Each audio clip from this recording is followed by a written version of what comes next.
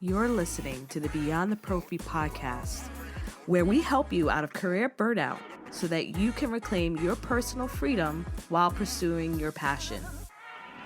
I'm your host, Jasmine Haley, entrepreneur, influencer, and educator that will help empower you with our interviews, strategies, and straight talks. If you're ready to push past your comfort zone to your greatness, you have found the right podcast. Stay tuned and listen in. Hey, this is Jasmine Haley, your host of the Beyond the Prophy podcast. And our guest for this week is Irene Iancu. She is a Toronto-based dental educator, international speaker, clinical dental hygiene instructor, mentor, and tooth-saver since 2007. Whoop, whoop. Hey, She girl. is the founder of Tooth Life. She's a private practice owner, which is why we're going to be talking to her today. And she's a fellow podcaster of Tooth or Dare podcast. You've met her other half, Teeth Talk Girl. And so we love to extend a really warm welcome to you, Irene, for coming on the show today. Thank you. Thanks so much for having me. Holy moly. How are you? I'm doing well. I'm just excited to talk to you. Yesterday I talked to Whitney, and it was so wonderful getting a chance to get to know her. So now I get So to. sweet. Isn't She she is. the sweetest? She's She like, is. she's the sweetest. I just love her. Obviously. Yeah. Sing her praises. Listen, the first time I met her was RDH Under One Roof, and I believe it was August of 2018. I think that was when it was. And it was she's just a breath of fresh air. So it's She so so great. is. Working with her has been awesome. I hate to hijack the show and talk all the praises of Whitney because I'm sure everyone, if they already heard her episode, they already know how wonderful she is. She's a cool chick for sure. Yeah, absolutely. So what I found very, very inspiring about your journey is the fact that you are a practice owner and you're in the midst of diving in deep and getting So practice ready. deep. We've got to So talk deep. about that because, like, there are so many hygienists that wish they can be in that position. Unfortunately, we have states like where I live, super conservative. Right. So, like, Right. just tell us And, how. and my province, so Canada works very similar to the way the U.S. is, and we're broken up into provinces versus states. But, Yeah, my province is a relatively new thing too, like within a decade that dental hygienists can open up their own independent practices. And in our country, it's the same thing. So we're, divided in many aspects, just like you are. And it's about time. Like, it's yeah, about time that we have our own licenses and we have our own standard of care, and we have our own treatment processes and diagnostics, and it's about time that we can operate independently. yeah, um, and you see these nifty little Facebook groups where people are commenting about the terrible things that are happening to them every week, and my boss did this and my boss did that, and you see the screenshots. We're not even going to talk about the whole violations of HEPA and all that fun stuff, but it's about time that we can manage our own lives the way we should be managing them, and treating our patients and clients the way we know we are ought to be treating them. yeah. What was that process like in your province with getting that change? Like, what kind of things occurred during that um, kind of legislative aspect of getting that passed? Do you Yeah. recall, like, You what know, any of that I language was don't. like? I'm only into hygiene. I'm going into my 12th year. So I would have been so new. Like, my hair was still wet from the boat ride over from dental hygiene school. Like, I would have been so fresh out that at that point, and I know what I was doing. Like, I knew that it was a thing, but it wasn't a dream for me at that point. I was hustling 7 days a week, just trying to pay off my student loans like everybody else, kind of thing. So it wasn't a reality for me, and it wasn't even a dream for me at that point, because I didn't realize how much of an impact being a business owner could have on dental hygiene as a whole. Um, so yeah, I don't remember what that legislation looked like. I remember reading about it in the Milestone Minutes. We get this magazine called Milestones, actually, and you hear about all the amazing things that happened at that time. But I wasn't part of it. I just know that year 5 is when my light flickered, when I was like, hey, like this could be a really cool thing. And it happened for me in the sense that I worked for some great employers and I worked for some not so motivating employers. Mm-hmm. And I could see the things that I would do differently if I were to be an employer or if I were to run my own business. Um, and I think the downfall is that we are dental people. We're often not business owners and we don't often know how to run a business. My last boss had an MBA, so she knew what she was doing, but she realized she needed to get her MBA later in her career to be able to manage her business properly. So I've been very fortunate that I've had a little bit of both. Like I have a degree in poli sci before I became a dental hygienist and was in the business world before I became a dental hygienist. And that light flickered at year 5 for me and thought, hey, how cool would it be if I could one day own my own business? Yeah, absolutely. I definitely want to give a shout out to the Canadian Dental Hygiene Association because I know they probably had a huge impact on getting that Huge, change. And huge, massive. membership is so important when it comes to that, especially because I know that if it's possible for you all, it's definitely possible for us to be able to see that change. You know what? The CDHA has been instrumental in um, the educational aspect of starting your own business. They've got some really great modules that when you become a member of the independent practice, and I might be saying it wrong, so correct me if anyone out there is saying things, if I'm saying things wrong, but if you become a member of the Independent Dental Hygiene Network, there's a series of videos that you can watch and it talks you through everything. Like it talks you through putting a business plan together and it That talks is you through amazing.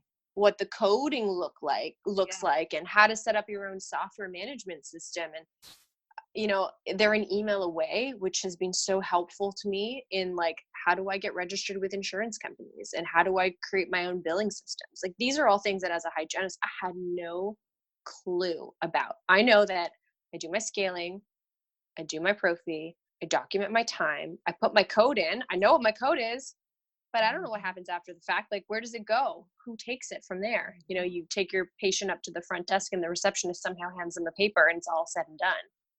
So Mhm. that's the part that I find the most struggling, the most challenging.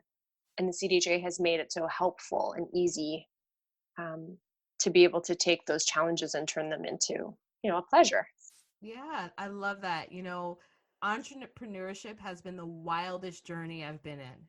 And Girl, I hear you. so if I had known, if I got like a little bit of an inkling that my life would have been Yeah. like this, I probably would have been like, you know what? Let me just hold off on this right now. Would you have I can't believed handle it. yourself if 10 years ago you were to tell yourself that 10 years from now you'll be here? I would have been No, like, no chance. no. I would have been like, shut the front door. No, like, Uh-huh. get up out of here. I don't think so. Like, I had my life planned out. Like, this is exactly what it was going to be. And it's so Hmm. interesting that you mentioned It that never your happens life, the way you it plan it never, though. no. No. And then, like, the life experiences that we have, the different encounters, how they've kind of shaped the trajectory of where our life leads. And that's why I think one of the greatest things with being an entrepreneur has taught me is to just kind of go with the flow because Right. I'm intentional with my steps and my strategies and things that I'm doing now and thinking in a different way. But I also know there's a factor of risk that I'm willing to take and know that I can't plan out for everything, just do the Right. best that you can. So like Yeah. what got you to that? Okay, so you got that little bit of a twinkle and like year Yeah. 5, but like what made you really step into that place of I'm ready to own my own practice? What led Yeah. you there? And like, how did you prep yourself internally? Because there's an internal journey we have to go through too to get to Yeah. that step. That's the hardest part. So Yeah. I think it has a lot to do with all of the aspects of my life. And in my intro, you said like all of the things that I get to do. And I'm so fortunate and lucky that life has brought me to where it has today. And you know what? Luck and hard work look a lot like the same thing. So I'm not going to discredit that at all because you got to hustle to get to wherever you're going. And I think that is what made that light switch go on for me originally at year 5. And then it went off because I realized how hard it was. And then it went back on this past year. And Mm-hmm. sometimes that happens. Like sometimes you hit a roadblock and you aren't quite sure what you are personally able to handle and what your life is able to handle. And you I just watched this video today. Ariana Grande won Woman of the Year. And did you see that video? If you haven't, you should. And if everyone's listening, I don't know, I'm an Ariana Grande fan, but she said something very eloquently that, as much as it appears as though you have your whole life figured out and that people see you, and you can bleep this out, and they see you and they think you've got your shit together, it's often the people that you think have their stuff together that are at some point struggling, whether that's internally or whether that's professionally. You can't always have everything figured out at the same time. So at year 5, I thought I had everything figured out. And then I realized I didn't. My personal life was all over the place, but my professional life was on point. And then I tried to get my personal life back into place, which made me let go of some of my professional life stuff. And then I went from teaching to speaking to working in a private practice, working into multiple private practices and doing educational stuff, starting Tooth Life. And I was doing them in all different places geographically. I needed a place to be able to bring all of those things together. And that's where Tooth Life Studio came in. So started my business plan again, ripped up the old one because I realized my business model has changed. It's not just about client care. It's about providing education to my fellow dental hygienists, the peeps out there that want to do hands-on courses, which my practice will also be a chamber for. And that's, I'm creating a philosophy as opposed to just a practice. And a safe place for patients and a safe place for hygienists. And that's my goal. That's where this studio space will evolve to, I hope. It will. But it hasn't been easy. It hasn't been easy. Yeah. And, you said, like, how do you do it? So you start your business plan and you figure out if your numbers work. And my numbers worked. But the terrible part of it is that when you're applying for a business loan, you're applying for a business loan in the same department that a dentist is applying for a loan, a physician is applying for a loan, a chiropractor, a physiotherapist, all independent professionals that have different billables. So when a hygienist goes in, and the reason that there aren't many dental hygiene professionals out there opening up their own practices is because the banks don't know how to evaluate us. Wow. And they don't understand that, I might not be able to hire a dentist, but I can rent out my chair to a dentist. I can hire another hygienist. I can hire a restorative hygienist. I can hire a physician to come in and do in Botox therapy for TMJ issues. I can hire a specialist to come in to do stuff for airway. So just because, you can't evaluate it doesn't mean that it's not feasible. So, they put you into this bracket. They're like, oh, well, a dentist would be making $600 per hour for their chair time. But a hygienist, based on your codes, you can only bill at a maximum X amount. So it was a argument. Like, it was the better part of 4 months of me sitting down with these 3 people that were evaluating and pulling apart my business plan, like, aggressively, not understanding who I am and what I do. Until finally one of them Googled me. Like, they legit took my name and put it in a Google search and was like, this is, you are different than other people. And yeah, we are all different. Business owners are different. Entrepreneurs are different. And you can't bulk us all together. Yeah, absolutely. In a nutshell. It's interesting because I am on the other end of bootstrapping. I decided not to take out a loan of any sort and just organically, as I'm slowly making the steady climb to do the work that I'm doing. But I still had to create a business plan. Like, that's the foundation. But yeah, a business plan for a bank is totally different. It's like a dissertation. The projections are different. Your executive summary is different. My business plan was 34 pages long. Yeah.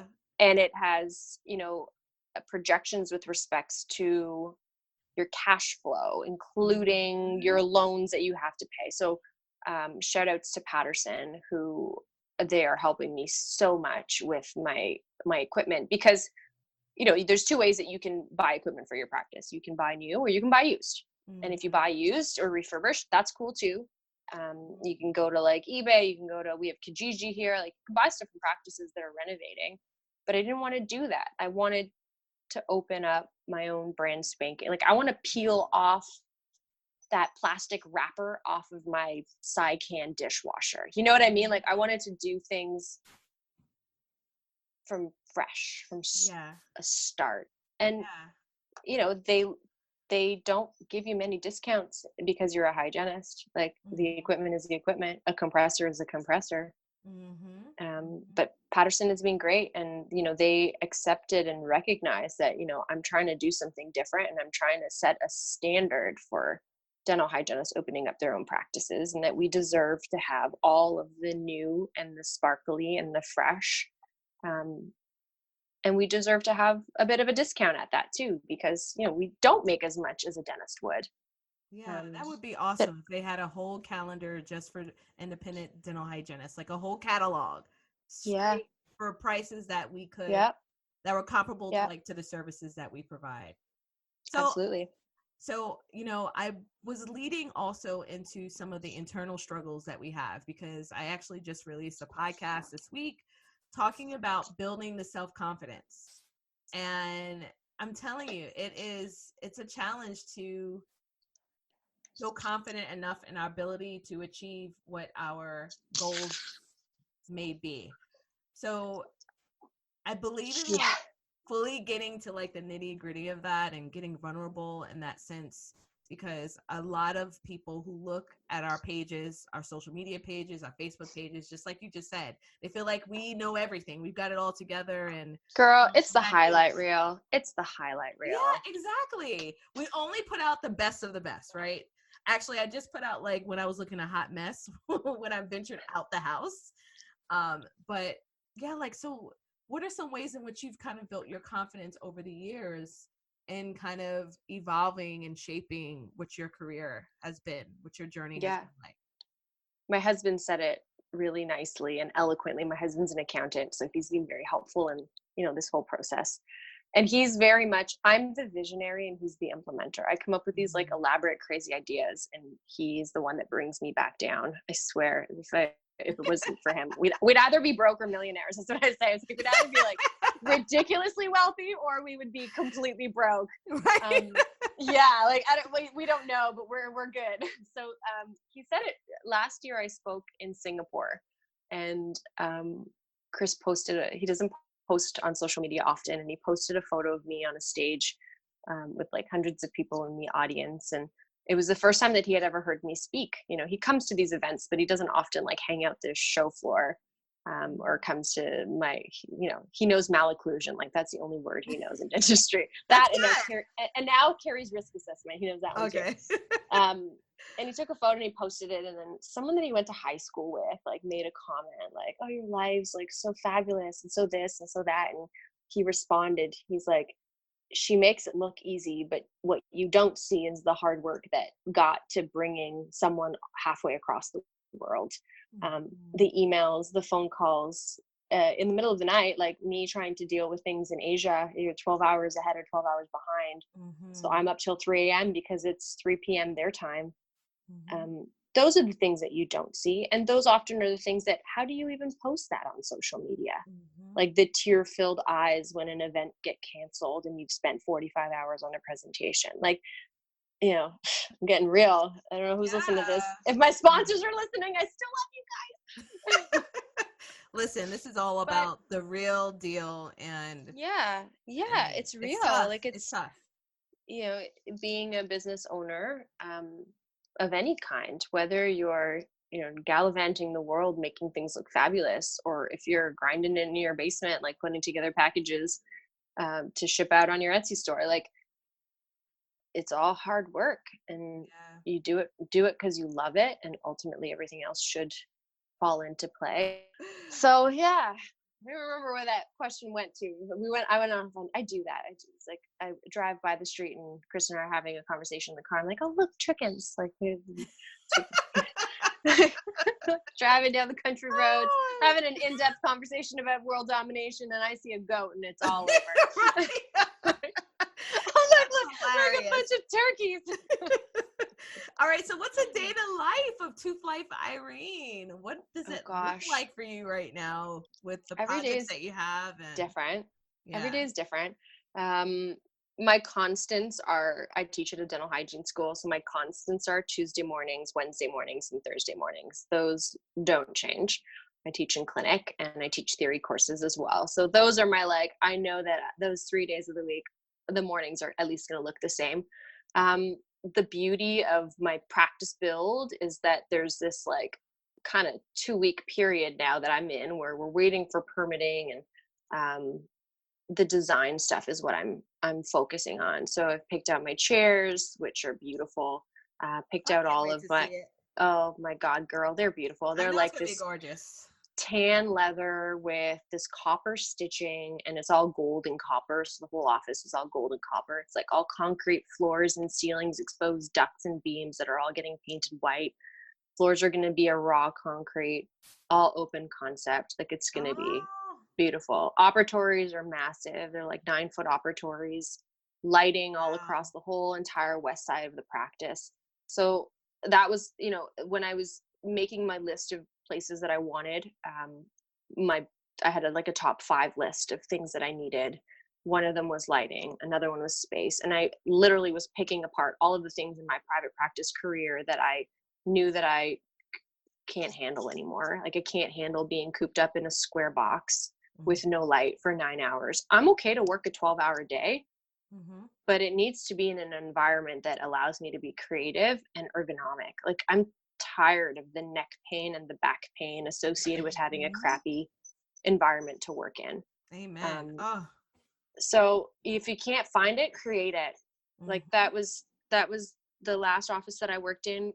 My boss is amazing. She's a visionary, so smart, very kind, probably the best person that I've ever worked for.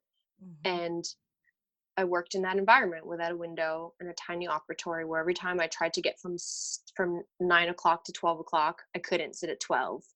So Mhm. there's no like surface towards, surface away, chin up, chin down, to the right, to the left business. Like, that didn't exist. It was, everything was at 9 o'clock, Right. right? Like, shoulders up to my ears, looking like I had chicken wings. Exactly. And I Oh was man. done. Like, I was done, and I, waited as long as I could to give my resignation, and it was sad, and it was a lot of tears, and I miss them greatly, but I am so grateful that I have the opportunity to do this and maybe Yes. help someone else do this.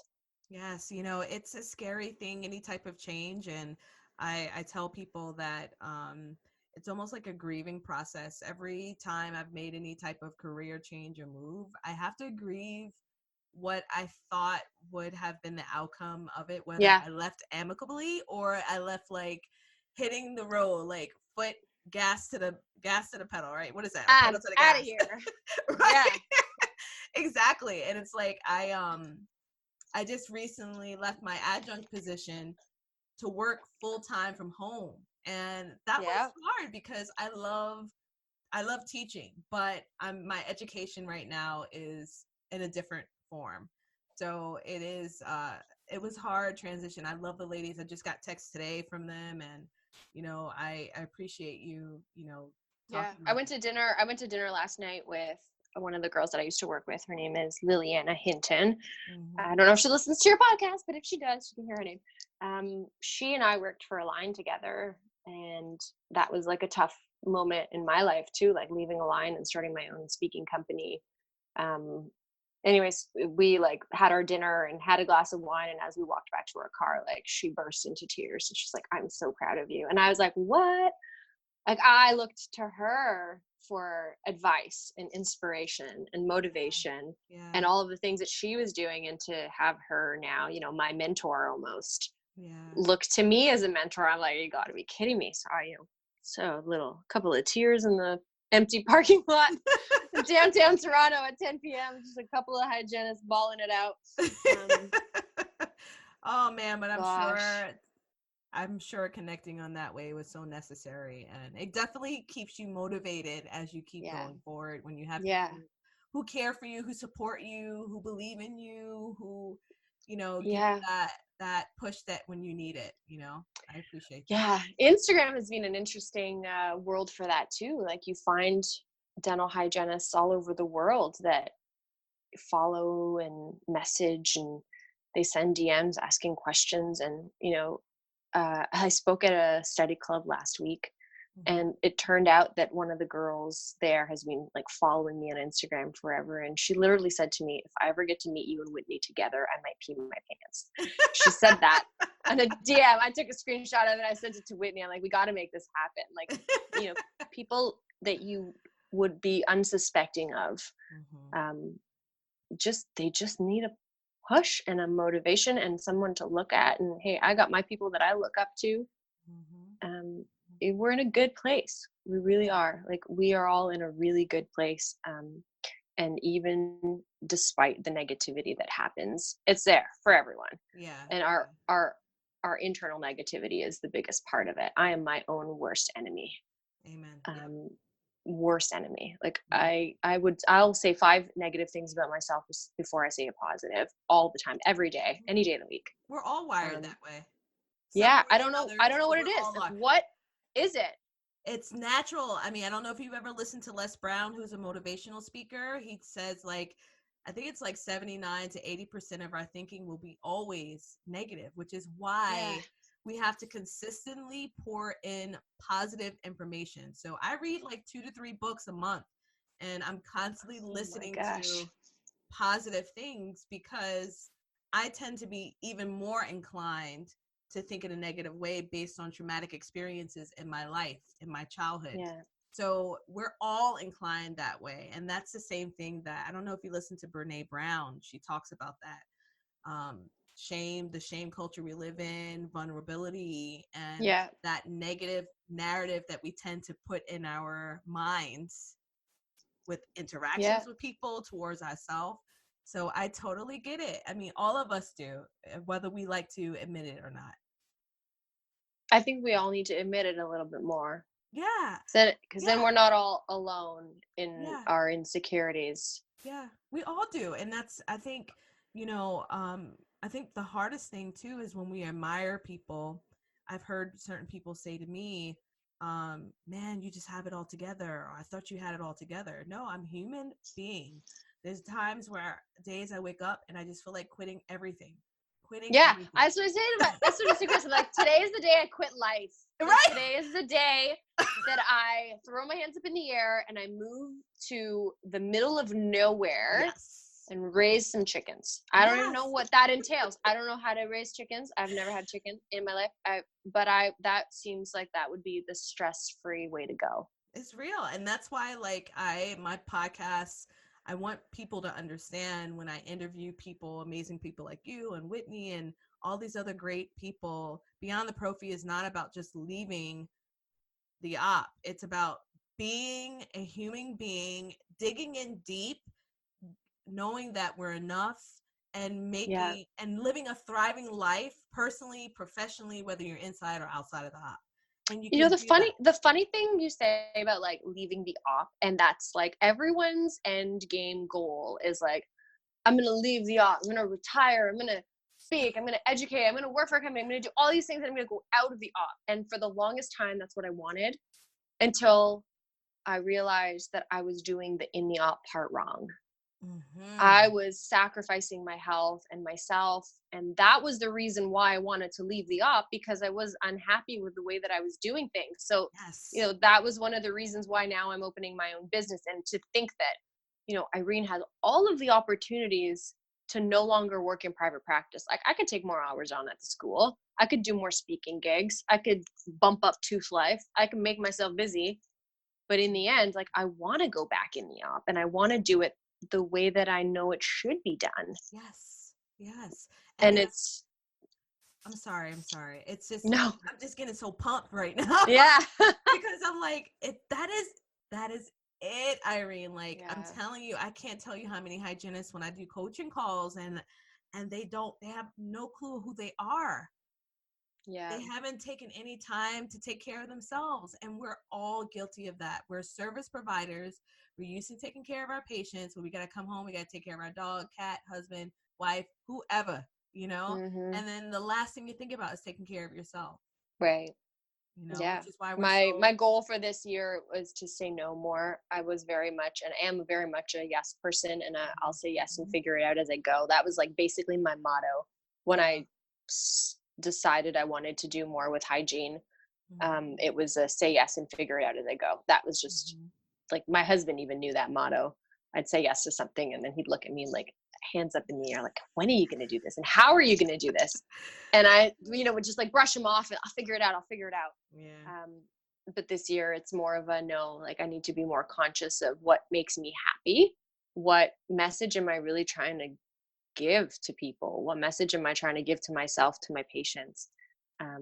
Bringing it more back to what brings me happiness. And you know what? In my upbringing, like, I grew up, I don't know if you know much about like my upbringing, but I grew up in Romania, which was a communist country. My parents were refugees. And when you say the word success in my family, success equals dollars. It was always stacked up to how much money you made. That was what success was. And for the better part of my life and my career, I thought that that's what success was. Success was how much money goes in the bank. And it stressed me. Like, no wonder I married an accountant, because literally I come home, I drop all the money, I give it to him. I don't even want to see it. I don't know where it goes, which is terrible to think that, I've relinquished all of that power because I realized how stressful that was. And before we lived together, moved in together, and got married and did the whole, white picket fence crap, that was how I saw success. And now I see success differently. I see it as mental stability, health, happiness, and a balance, the balance that I had been missing for so long. Yes. That's success. Yes. Not how many Gucci bags you got, or how cool your any. stuff is. I went through a phase where that's what I wanted. All I wanted was I thought that success meant having material things. Yeah. And hey, good things, expensive things last long, so I still have some. Is that a Gucci shirt you have on? Listen, it is. It is, girl. Yeah. But my mama used to say to me that we're too poor to buy cheap things, and she was right. They last a lot longer. Cut this part out. It makes me sound materialistic, and you just edit that all out. You're not materialistic. You're not at all. Yeah. But I appreciate you saying that, and it's so true. It's really true. All right, we gotta wrap up. This has been such a fabulous conversation with you. I love it.